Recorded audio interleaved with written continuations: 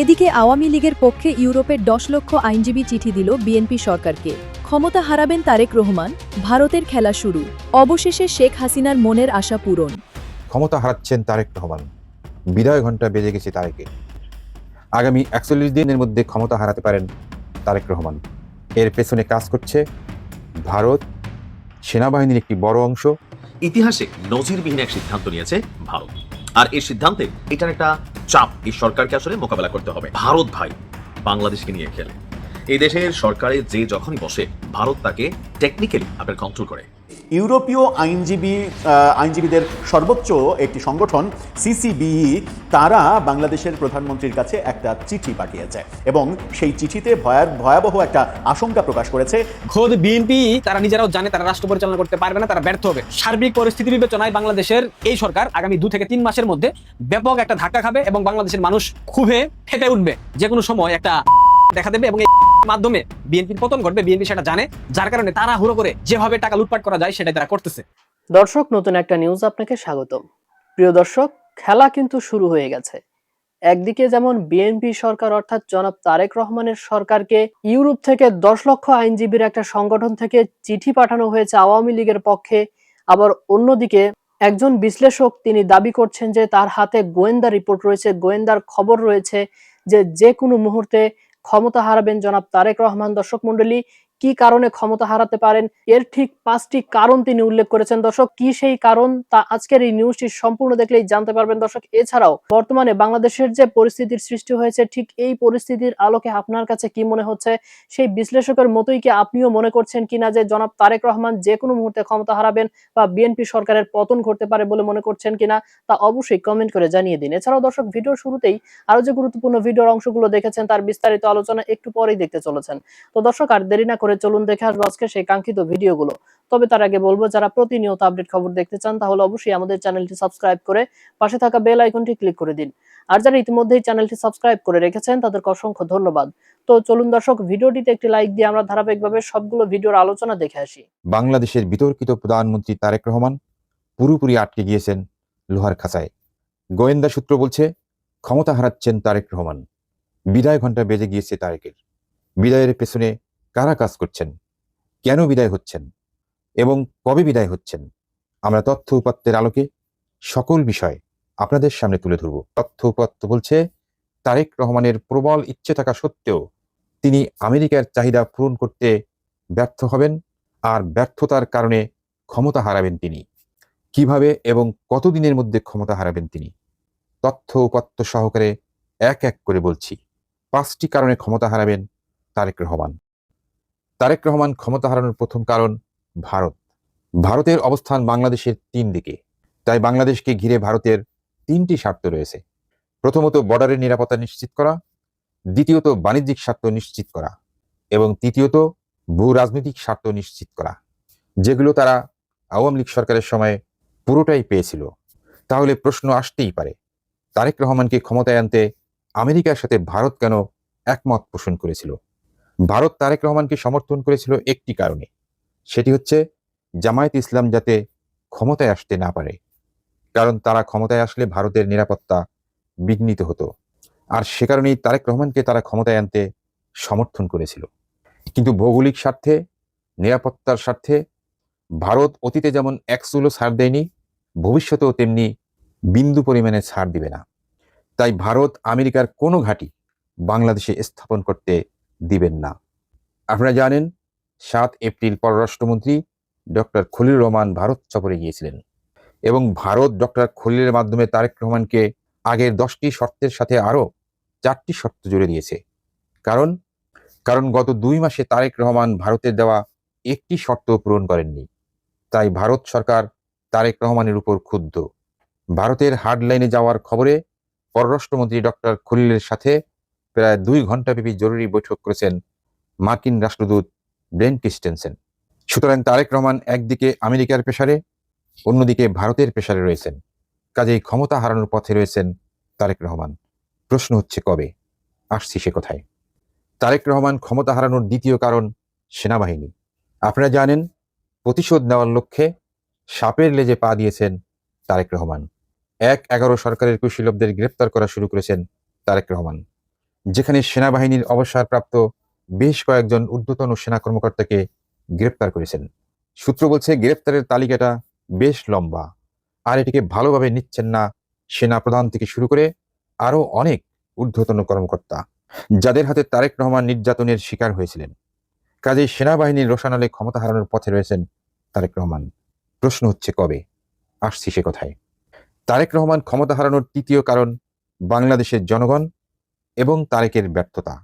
আপনারা জানেন 2024 সালের 5 আগস্টের পর থেকে বাংলাদেশের বিচার বিভাগ, শাসন বিভাগ, আইনশৃঙ্খলার চরম অবনতি এবং অর্থনীতির মেরুদণ্ড সহ সকল প্রতিষ্ঠান এক এক করে ধ্বংস হয়ে গেছে। লক্ষ লক্ষ মানুষ বেকার হয়ে রাস্তায় রাস্তায় ঘুরে বেড়াচ্ছেন। শত শত মিল কারখানা বন্ধ হয়ে গেছে। তার উপরে দেখা দিয়েছে জ্বালানি সংকট। 1.5 গুণ, দ্বিগুণ কিংবা কোথাও কোথাও 3 গুণ বেড়ে গেছে মানুষের দৈনন্দিন খরচ, যেটির সমাধান করতে তারেক রহমান সম্পূর্ণ ব্যর্থ।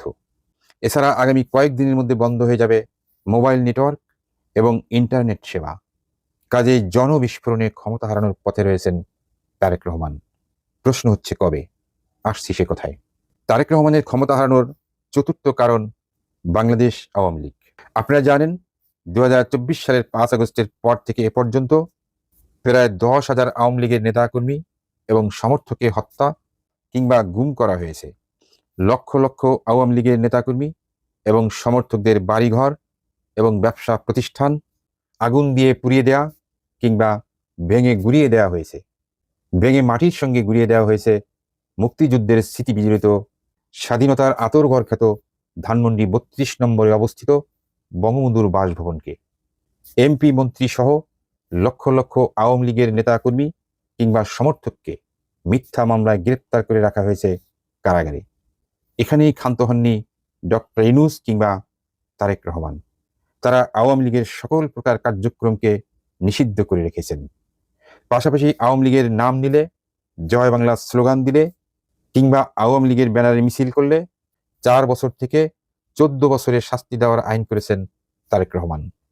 তবুও আওয়ামী লীগ কোনো প্রতিবাদ কর্মসূচির ডাক দেননি। কিন্তু আর কত, দেয়ালে পিঠ ঠেকে গেছে। একাধিক সূত্র বলছে আগামী মাসে সকল প্রকার অন্যায়ের বিরুদ্ধে কঠোর কর্মসূচি নিয়ে মাঠে নামবে আওয়ামী লীগ এবং আওয়ামী লীগের পাশে দাঁড়াবে দেশের প্রায় 70 থেকে 80% মানুষ। কাজে জনবিস্ফোরণে ক্ষমতা হারানোর পথে রয়েছে তারেক রহমান। হতে পারে আরেকটি পাল্টা অভ্যুত্থান, আর সে লক্ষ্যে শতভাগ প্রস্তুতির পথে রয়েছে বাংলাদেশ আওয়ামী লীগ। তারেক রহমানের ক্ষমতা হারানোর পঞ্চম কারণ বিএনপির পরীক্ষিত ত্যাগী নেতাকর্মী। আপনারা জানেন বিগত 17 বছরে যেসব বিএনপির পরীক্ষিত ত্যাগী নেতাকর্মী বিএনপিকে বাঁচিয়ে রেখেছিলেন, তাদের মধ্যে 2-1 ছাড়া কাউকেই মূল্যায়ন করেননি তারেক রহমান। অসংখ্য নেতাদের সাথে কথা বলে জানা গেছে তাদের মধ্যে এক প্রকার চাপা ক্ষোভ বিরাজ করছে। তারেক রহমানের কোনো বিপদে ভবিষ্যতে পাশে দাঁড়াবে না বিএনপির দুর্দিনের কাণ্ডারি নেতৃবৃন্দ। কাজেই ক্ষমতা হারানোর পথে রয়েছেন তারেক রহমান। প্রশ্ন হচ্ছে কবে? সূত্র বলছে আগামী মাসে আসছে আওয়ামী লীগের কঠোর কর্মসূচি। বাংলাদেশ হয়তো অপেক্ষা করছে আরেকটি পাল্টা অভ্যুত্থানের জন্য। সোজা আঙ্গুলে গিয়ে উঠবে না, কাজে আঙ্গুল বাঁকা করতে হবে। আন্দোলন করে যে পথে তারা আগমন করেছে, এদেশ থেকে চিরদিনের জন্য ইনশাআল্লাহ বিতাড়িত করব। এই আগাছা উপড়িয়ে ফেলা হবে। একাধিক সূত্র বলছে ক্ষমতা হারাচ্ছেন তারেক রহমান। বিদায় ঘণ্টা বেজে গেছে তারেক রহমানের। আগামী 41 দিন কিংবা 51 দিন কিংবা 61 দিনের মধ্যে ক্ষমতা হারাতে পারেন তারেক রহমান। এর পেছনে কাজ করছে ভারত, সেনাবাহিনীর একটি বড় অংশ, আওয়ামী লীগ, বাংলাদেশের ক্ষুদ্র জনগোষ্ঠী এবং বিএনপির একটি অংশ। ডিয়ার ভিউয়ার্স, ভারতের অ্যাকশন, আওয়ামী লীগের অ্যাকশন, জনগণের বিস্ফোরণ, সেনাবাহিনীর বিরুদ্ধাচারণ এবং বিএনপির ত্যাগী নেতাদের নিষ্ক্রিয়তার ফলে তারেক রহমানের সরকার কি টিকে থাকতে পারবে? ইউরোপীয় আইনজীবীদের সর্বোচ্চ একটি সংগঠন সিসিবিই তারা বাংলাদেশের প্রধানমন্ত্রীর কাছে একটা চিঠি পাঠিয়েছে এবং সেই চিঠিতে ভয়াবহ একটা আশঙ্কা প্রকাশ করেছে বাংলাদেশে এই বারে বিভিন্ন বারে সুপ্রিম কোর্ট বার, ঢাকা বার, এর আগে ময়মনসিংহ বারে দেখা গেছে, তার আগেও একাধিক বারে এটা দেখা গেছে যে ঘটনা আওয়ামী লীগের প্রার্থীদের নির্বাচনে অংশগ্রহণ করতে না দেয়া, আওয়ামী লীগের ভোটারদের অংশগ্রহণ না করা, মাত্র 34% ভোট কাস্ট হওয়া, এই ব্যাপারগুলো নিয়ে প্রধানমন্ত্রীকে একটা চিঠি পাঠিয়েছে এবং এগুলো থেকে বিরত থাকার জন্য আহ্বান জানিয়েছে। এটা একটা বড় ঘটনা। বাংলাদেশের প্রধানমন্ত্রীকে ইউরোপীয় আইনজীবীদের এই সর্বোচ্চ একটা সংগঠন তারা যখন চিঠি লেখে তখন সেই চিঠিটা সরকার কোনোভাবেই গুরুত্বহীন ভাবার কোনো স্কোপ থাকে না। চলুন একটু জেনে দেখি যে কি লিখলেন তারা এই চিঠিতে, যে চিঠি বাংলাদেশের প্রধানমন্ত্রী বরাবর তারা লিখেছেন। আপনারা চিঠিটা দেখে নিতে পারেন। সেই চিঠিতে তাদের গুরুতর অভিযোগের মধ্যে 2026 সালের ফেব্রুয়ারি থেকে এপ্রিলে বাংলাদেশের বিভিন্ন জেলা বার নির্বাচনে আইনজীবীদের মনোনয়নে বাধা, মনোনয়ন জমা দিতে বাধা, অংশগ্রহণ থেকে বিরত রাখা, শারীরিক হয়রানি, পুলিশি চাপ, ফ্যাসিস্টদের সহযোগী বলে মনোনয়ন বাতিল করা, এই ব্যাপারগুলো তারা তুলে এনেছে। তারা বলার চেষ্টা করেছে স্পষ্টভাবে বাংলাদেশ বার নির্বাচন হতে হবে সবার জন্য সমান এবং বৈষম্যহীন এবং সব ধরনের অনিয়ম ও সহিংসতার তদন্ত করারও তারা আহ্বান জানিয়েছেন। এই চিঠিতে স্পেশালি একেবারে লাইন বাই লাইন যদি আমরা তাদের ইংরেজি লেখাটার অনুবাদ করি তাহলে কি দাঁড়ায়, কি লিখেছেন তারা, আমরা একটু স্পষ্ট ধারণা নিই। চলুন চিঠিটা আরেকবার দেখে নিন। আমরা সেখানে লিখতে দেখছি, বিষয় বাংলাদেশের কয়েকটি জেলা বার নির্বাচনে অনিয়ম। মাননীয় প্রধানমন্ত্রী, আমি আপনাকে council of bars and law societies of Europe CCBE এর পক্ষ থেকে লিখছি।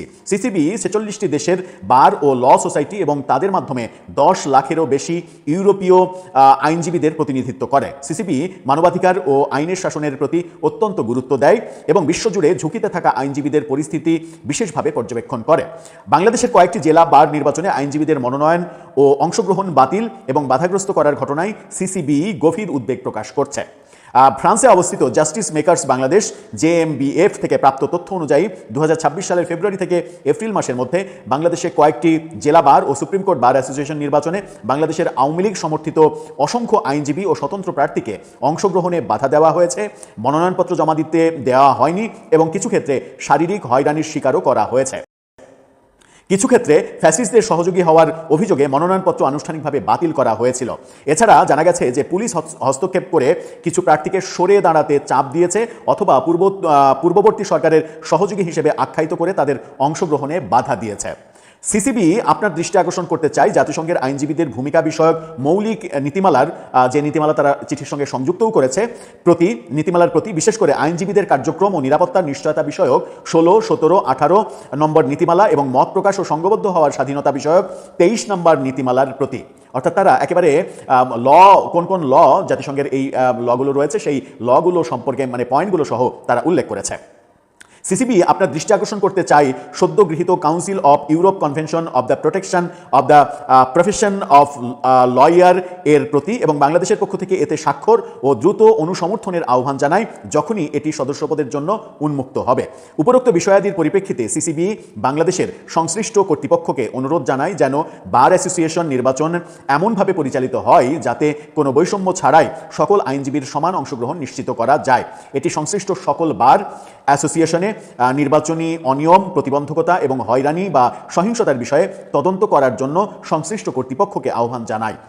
এছাড়া সিসিবি চাই স্মরণ রাখা প্রয়োজন যে বিচার প্রশাসনের স্বাধীনতা ও অখণ্ডতা এবং আইনের শাসন রক্ষার লক্ষ্যে সকল আইনজীবী যেন প্রতিরোধ, বাধা, ভীতি প্রদর্শন বা হয়রানির ভয় ছাড়াই তাদের পেশাগত দায়িত্ব পালন করতে পারেন। এই চিঠিতে একেবারে স্পষ্ট তারা জানিয়ে দিয়েছে তাদের অবস্থান এবং কি করা উচিত সরকারের সেটাও বলেছে। যে দেশে আইনজীবীরা বাধাহীনভাবে কাজ করতে পারে না, যে দেশে আইনজীবীদের রাজনৈতিক ট্যাগ লাগিয়ে তাদেরকে তাদের অধিকার থেকে বঞ্চিত করা হয় এবং যার ফলে আমরা দেখলাম যে ঢাকা বারের নির্বাচনে 66% আইনজীবী ভোট প্রদান করতেই যাননি, সেই ভোট এবং সেই নির্বাচনে নির্বাচিত বিএনপির নেতারা নিজেদের নৈতিক অধিকার হারিয়ে ফেলবেন কিনা সেই প্রশ্ন উঠবে। কারণ মাত্র 34% ভোটারের ভোট দেয়াতে যে নেতা নির্বাচিত হন সেই নেতার নৈতিক মনোবল কতটা থাকে যখন তাকে সমর্থন কিংবা তাকে অসমর্থন করার জন্য 66% ভোটার উপস্থিতি হননি, বরং বর্জন করেছেন এই ভোট প্রক্রিয়াকে। যেভাবে সুপ্রিম কোর্ট বারের নির্বাচন থেকে আওয়ামী লীগ ফ্যাসিস্ট দল এই জন্য এর সমর্থক অনুসারী কেউ ভোট করতে পারবে না এই আইন করা হয়েছে এজিএম করে, এটা কোনোভাবেই গণতান্ত্রিক তো বটে নাই বটে, এবং এই সংগঠনের জন্য কোনোভাবেই গ্রহণযোগ্য হতে পারে না। কারণ সুপ্রিম কোর্ট বার যে সমিতি, সেই সমিতি কোনো রাজনৈতিক সংগঠন নয় যে আপনি কাউকে রাজনৈতিক ট্যাগ দিয়ে তার রাজনৈতিক সমর্থনকে মানে কি বলবো যে অপরাধ হিসেবে গণ্য করবেন এবং তার অধিকার থেকে তাকে বঞ্চিত করবেন। আমরা ঢাকা বারের যে ফলাফল দেখলাম, বিএনপি সবগুলো আসনে বিজয়ী হলো। এই সবগুলো আসনে বিজয়ী হওয়ার জন্যই কি আওয়ামী লীগের প্রার্থীদের বাদ দেওয়া হয়েছে? এখন তো সেটাই প্রমাণিত হচ্ছে। আর সেটা যদি প্রমাণিত হয় তাহলে তারা কি নৈতিকভাবে আর মানে সেই অধিকার রাখে শেখ হাসিনার নির্বাচনকে বিতর্কিত নির্বাচন বলার, শেখ হাসিনার 24-এর নির্বাচনকে আমিডামিন নির্বাচন বলার, 2018 নির্বাচনকে রাতের ভোটের নির্বাচন বলার, কিংবা 2014 নির্বাচনকে বিনা প্রতিদ্বন্দ্বিতায় মানে ভোটের আগেই 153 জন সংসদ সদস্যের বিজয়ী হওয়ার যে ঘটনাগুলো আমরা দেখেছি এবং সেগুলো বিতর্কিত হয়েছে, সেই বিতর্কিত কর্মকাণ্ডের সমালোচনা করার অধিকার কি তারা আর রাখে, কিংবা এই অধিকার কি তাদের হারিয়ে ফেলার কথা নয় যখন নিজেরাই আমরা আর মামুরা এই ধরনের নির্বাচন পেশাজীবী সংগঠনে করতে চাইছে? আমার মনে হয় যে এটা মানে বিএনপির সরকারের এখনই এই ব্যাপারে হস্তক্ষেপ করা উচিত। পেশাজীবী সংগঠনে যারা বিএনপির লোকজন রয়েছে তারা অতি উৎসাহী হয়ে যে কর্মকাণ্ডগুলো করছে সেটা অলরেডি আন্তর্জাতিক পর্যায়ে চলে গেছে। আন্তর্জাতিক পর্যায় থেকে অন্তত 40টির বেশি দেশের আইনজীবীরা যে সংগঠনে কাজ করে একত্রিত হয়, 10 লাখেরও বেশি আইনজীবী, সেরকম একটা বড় ফোরাম থেকে যখন প্রধানমন্ত্রী বরাবর এই ব্যাপারে লিখিত চিঠি পাঠানো হয়, তখন বোধহয় এই ব্যাপারগুলো সরকারকে বিতর্কিত করে ফেলেছে, এটা ধরে নিতেই পারি আমরা। সেখান থেকে সরকারকে সরে আসতে হবে, কারণ আওয়ামী লীগের কর্মকাণ্ডগুলো একা একা নির্বাচন, বিতর্কিত নির্বাচন, তার কারণেই তাদের পতন হয়েছে। সেই কাজগুলো যদি তাদের খারাপ কাজ হয়ে থাকে, নিন্দনীয় কাজ হয়ে থাকে, তাহলে সেই কাজগুলো আমরা করব না, এটাই নীতি হওয়ার কথা ছিল। সার্বিক পরিস্থিতি বিবেচনায় বাংলাদেশের এই সরকার আগামী 2 থেকে 3 মাসের মধ্যে ব্যাপক একটা ধাক্কা খাবে এবং বাংলাদেশের মানুষ ক্ষোভে ফেটে উঠবে। যে কোনো সময় একটা দেখা দেবে এবং মাধ্যমে বিএনপির পতন ঘটবে। বিএনপি সেটা জানে, যার কারণে তারা হুড়ো করে যেভাবে টাকা লুটপাট করা যায় সেটা তারা করতেছে। আমি যে বারবার বলি বিএনপি একটা গান্ডুদের সংগঠন, বিএনপি একটা মূর্খদের সংগঠন, বিএনপির মধ্যে কোনো প্রজ্ঞাবান বিচক্ষণ কোনো মানুষ নাই, কোনো নেতা নাই। তারা যখন কথা বলে তারা ভাবে না এটার প্রতিক্রিয়া কি আসতে পারে, তারা কোনো তথ্য উপাত্ত নিয়ে কথা বলে না। তাদের প্রধানমন্ত্রী যেখানে বলে ব্যাক টু দ্য ফিউচার, তাদের প্রধানমন্ত্রী যেখানে বলে প্রাথমিক বিশ্ববিদ্যালয়, সেখানে তাদের মন্ত্রীবর্গ যারা আছে তারা উল্টাপাল্টা কথা বলবেই। গতকাল অর্থমন্ত্রী আমির খসরু সংসদে বলেছে বিএনপি যদি ক্ষমতায় থাকতো বাংলাদেশের জিডিপি নাকি ভারতবর্ষকে অতিক্রম করতো। বাস্তবতা আসলে কি? ভারতের আকার $3.7 ট্রিলিয়ন আর বাংলাদেশের আকার $450 বিলিয়ন। পার্থক্যটা কোথায় আপনারা বুঝতে পারতেছেন নাকি আরো বিস্তারিত বলতে হবে? আচ্ছা, আমি ধরে নিলাম উনি জিডিপি প্রবৃদ্ধির কথা বলতে চেয়েছেন বা বুঝাতে চেয়েছেন। এইখানে বাস্তবতা আসলে কি? বিএনপির বিগত শাসনামলে অর্থাৎ 2001 থেকে 2006 বাংলাদেশের জিডিপি কোথায় ছিল? 2001 থেকে 2006 সালে বাংলাদেশের গড় জিডিপি প্রবৃদ্ধি ছিল 5.46%। 2001 সালে বিএনপি ক্ষমতা নেওয়ার সময় বাংলাদেশের জিডিপি ছিল মাত্র $54 বিলিয়ন। 2006 সালে সেটা দাঁড়ায় $71 বিলিয়ন। আমি আবার বলতেছি, 2001 সালে বিএনপি যখন ক্ষমতা নেয় তখন জিডিপির পরিমাণ ছিল $54 বিলিয়ন। 2006 সালে বিএনপি যখন ক্ষমতা থেকে সরে দাঁড়ায় তখন জিডিপির পরিমাণ ছিল $71 বিলিয়ন। অর্থাৎ বিএনপির 2001 থেকে 2006 5 বছরে বাংলাদেশের জিডিপির পরিমাণ বেড়েছে মাত্র $17 বিলিয়ন। এটা আমার কথা বিশ্বাস করতে হবে না, তৎকালীন সময়ের পত্র পত্রিকা আপনারা দেখেন, গুগলে সার্চ করেন, সেই উত্তরটা পেয়ে যাবেন। এরপর যখন বাংলাদেশ আওয়ামী লীগ ক্ষমতা নেয় 2008 থেকে 2024 পর্যন্ত বাংলাদেশ আওয়ামী লীগ ক্ষমতায় ছিল। এই সময়ে বাংলাদেশের জিডিপি প্রবৃদ্ধির গড় হার ছিল 6.5%। এই সময়ে জিডিপি বেড়ে $71 বিলিয়ন থেকে হয়েছে $450 বিলিয়ন। অর্থাৎ আওয়ামী লীগের আমলে বাংলাদেশের জিডিপি বেড়েছে 4.5 গুণেরও বেশি। ঠিক একই সময় ভারতের জিডিপি প্রবৃদ্ধির হারও ছিল 6.5% গড়ে, ভারতের বেড়েছিল 3.5 গুণ। অর্থাৎ বাংলাদেশের হয়েছে $450 বিলিয়ন, ভারতের হয়েছে $3.7 ট্রিলিয়ন। যে দেশের অর্থমন্ত্রী এই বেসিক জ্ঞানটুকু রাখে না, সেই দেশ অর্থনৈতিকভাবে কোথায় গিয়ে ঠেকবে সেটা নিশ্চয়ই আপনারা বুঝতে পারেন। এ কারণে আমি বলি বিএনপি হচ্ছে মূর্খদের সংগঠন, অশিক্ষিতদের সংগঠন। এখন নতুন ভাবে যুক্ত হলো মুনাফিকদের সংগঠন। শিলং সালাউদ্দিন চরম ভাবে মুনাফিকি প্রকাশ করে দিয়েছে বিএনপির। মার্কিন যুক্তরাষ্ট্রের সাথে যে 14টা বোয়িং বিমানের চুক্তি, সেখানে 10,000 কোটি অতিরিক্ত টাকা চুক্তিতে যুক্ত করে সেটা লুটপাট করবে। অর্থমন্ত্রী সংসদে দাঁড়িয়ে বলতেছে বিএনপি ক্ষমতায় থাকলে জিডিপি প্রবৃদ্ধির হার কিংবা জিডিপির আকার ভারতের থেকেও বেশি হতো। ভারত কত বড় অর্থনীতির দেশ, ভারতের জনসংখ্যা কত, বাংলাদেশের জনসংখ্যা কত, ভারতের আয়তন কত, বাংলাদেশের আয়তন কত, এগুলা বেসিক সেন্স ভাই, এগুলা বেসিক। এই বেসিক গুলা যদি এরা না বুঝে এরা কিভাবে রাষ্ট্র পরিচালনা করবে বলেন আমাকে। দর্শক, আমি আশা করছি সবগুলো ভিডিওই আপনি মনোযোগ সহকারে দেখেছেন। সেই সাথে দর্শক, এই ভিডিওগুলো সম্পর্কিত যদি কোনো তথ্য বা মতামত থাকে তাহলে তো অবশ্যই কমেন্ট করে জানিয়ে দিন। এতক্ষণ সাথে থাকার জন্য ধন্যবাদ। নিউজটি শেষ করছে এখানেই, ফিরছে আগামী ভিডিওতে নতুন কোনো টপিক নিয়ে। আল্লাহ হাফেজ।